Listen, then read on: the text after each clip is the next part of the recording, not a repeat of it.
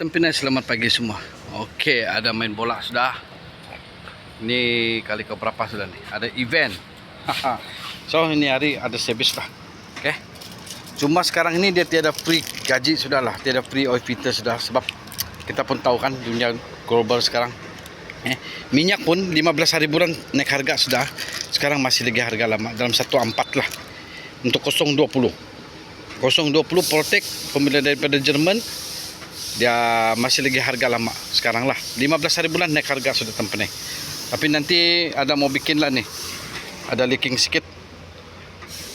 Cuma kalau malam saya suruh owner simpan di bawah, dia tidak menitik. Mungkin musim dia panas ke apakah baru dia leaking. Terus sekarang tukar filter lah. Ini cara kami tukar filter lah. Kita buka tayar senang sikit, tidak perlu sampit-sampit. Sikit atur. Oke teman-teman, siapa-siapa mau service boleh, kalau mau guna Protect pembelian daripada Jerman, kamu boleh datang sini Black Sino Gas, tapi pastikan kamu booking awal lah, sebab ni owner dia sudah booking awal nih. Oke.